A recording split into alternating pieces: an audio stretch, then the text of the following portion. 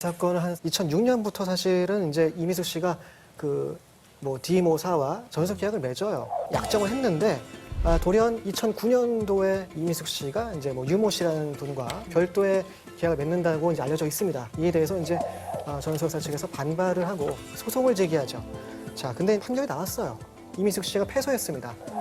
전속 계약을 위반한 책임이 있다. 그래서 이제 일부 패소를 해서 배상금을 지급하라는 판결을 받았는데요. 그 전속사 측에서 항소 취지 변경 신청서를 제기해요.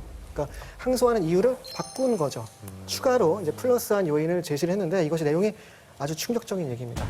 그 문제의 연하남 얘기인데 이미숙 씨가 이혼 전에 17세 연하남과 부적절한 관계를 맺었고 이 사실이 외부로 알려질 경우에는 간통 피서는 물론 이미지 실추로 인해서 활동 중단이 불가피한 상황이다.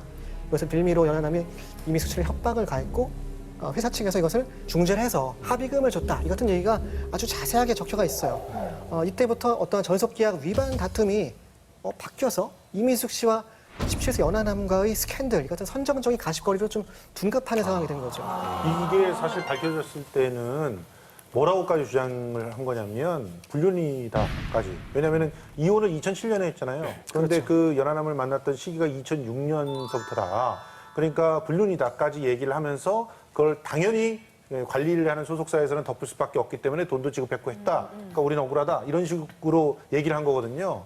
근데 사실 이 사건 때문에 밝혀진 게 이미숙 씨가 이미 2001년서부터 별거를 하고 있는 상태고 사실상 그때부터 관계는 정리가 되어 있는 그런 상황이었다는 게 다 밝혀졌죠. 그렇게 밝혀지면서 불륜 논란은 가라앉았는데 그래도 이게 워낙 선정적으로 터져버리니까 17세 연하남의 직업이 또 의심스럽고 거기다가 그것 때문에 누구를 이용했고 이런 식으로까지 막 완전히 좀 일방적으로 이미숙 씨가 좀 매도당한 측면이 좀 있었거든요. 그러다 보니까 더더욱 시끄러웠던 거죠. 근데 아니라고 그러니까 그런 불륜설 아까 말씀하셨는데 네. 남편분이도 하신 얘기가 있잖아요. 제일 중요한 건 그 불륜 부분에 대해서 그 배우자가 이야기를 하는 거죠. 지금은 어차피 이혼한 사이이지만. 근데 이제 불륜설을 제기했던 쪽의 또 다른 목적은 그것 때문에 이혼을 했다라는 소문을 더 내고 싶었겠죠. 한데 이제 그 홍모 박사가 직접 이제 말문을 열었는데 오랜 생활 이제 발거 생활을 하다 보니 이혼으로서 종지부를 찍고 싶은 제3자 개입은 없었다. 그리고 또 이제 그 연하남의 스캔들 이 부분에 대해서도 비교적 솔직하게 그 소송 과정에서 과장돼서 불거진 내용일 뿐이다라고 이 사건에 대해서 두둔을 해줬네요. 알고 계시는 거죠. 네. 근데 문제가 여기서 끝나지 않잖아요. 그렇습니다. 사실 충격적인 내용이 그 재판 중에 불거졌어요. 공개 재판이기 때문에 취재기자들이 이제 참석을 해서 경청을 할 수가 있는데, 자, 그 17세 연하남이 처음에 유학생으로 알려졌습니다. 근데 아까 잠깐 얘기 나왔지만, 2012년도 5월 20일 고등법원에서 열린 항소심 현장이에요. 그날 어떤 얘기가 나왔냐면, 이정수 목사의 법률 대리인 변호사분이 나와서 이미숙 씨가 연하남을 만날 당시에 그 연하남이 호스트바에서 일했다. 이 같은 주장을 했습니다. 그래서 연하남을 증인으로 신청을 해요.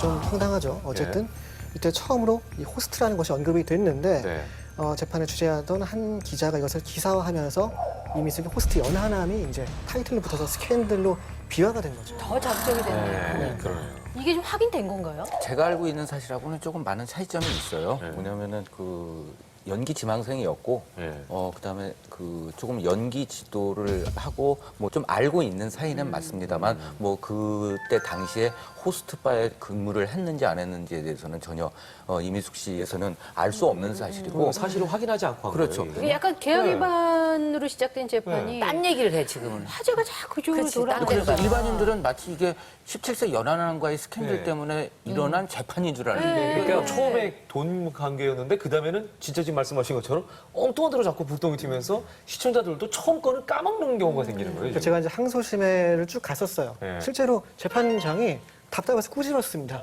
그만 좀 하라고. 어떤 현장이었냐면 자꾸 저쪽에서 나와서 이게 엉뚱한 얘기를 하는 거예요. 분명히 이거는 민사 재판이다.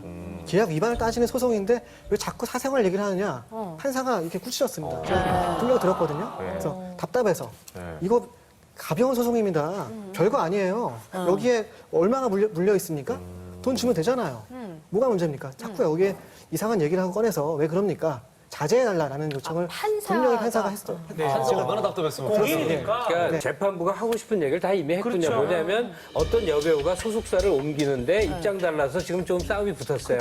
그런데 그 상대 측에서는 딴 얘기를 하는 거예요. 불륜, 연하 이걸 갖고 계속 이거 배우라는 게 이미지인데 그 이미지에 진흙탕을 끼얹는 건데 근데 일단은 이게 그냥 부풀려져. 1심에서는 사실은 뭐 위약금 물어주라, 반 물어주라 이렇게 판결이 됐는데 2심 가서 이제 전 소속사가 더 돈을 더 달라 하면서 했는 게 이 내용을 추가한 거거든요. 사실 목적 자체는 돈을 더 달라는 취지가 맞아요. 왜냐하면 1심에 반밖에 못 하니까 더 받기 위해서. 그렇지만 지금 말씀하신 것처럼 워낙 알려진 사건이고 재판이 공개되기 때문에 만약에 연하남 얘기가 나오면 이게 이미숙 씨 명예훼손이 된다는 사실을 아마 알았거나 아니면 알았더라도 괜찮다고 생각하대요, 소속사는. 그 이미숙 씨 입장은 어떻습니까? 그러니까 말이 안 되는 거죠, 지금 그러니까. 예. 이거에 대한 이 사건에 대한 일단 계약 분쟁 이야기가 불거지면서 다른 이야기가 불똥이 튀잖아요. 네. 그러니까 이미숙 씨가 사실 좀 뭐라고 밝히기가 애매한 구석이 많이 있었어요. 그래서 또 혹여나 인터뷰를 통해서 하면 와전이 될까 봐 공식적으로 보도자를 한번 낸 적이 있거든요. 그 보도자 내용을 읽어보면요. 17세 연하남 스캔들은 전 소속사 일방적인 주장이고 허위 사실이다. 이 같은 허위 사실이 마치 사실인 양 기사화돼서 안타깝다. 그리고 한 어머니로서, 아내로서 후회와 부끄러움 없이 열심히 살아왔는데 그 삶이 파괴됐다 이렇게 밝혔는데요. 아까 말씀하신 것처럼 이제 계약 분쟁 이야기가 연하남이라든지 뭐 다른 불륜이라든지 이런 거 불거지니까 이미숙 씨가 마음의 상처를 많이 받은 것 같습니다.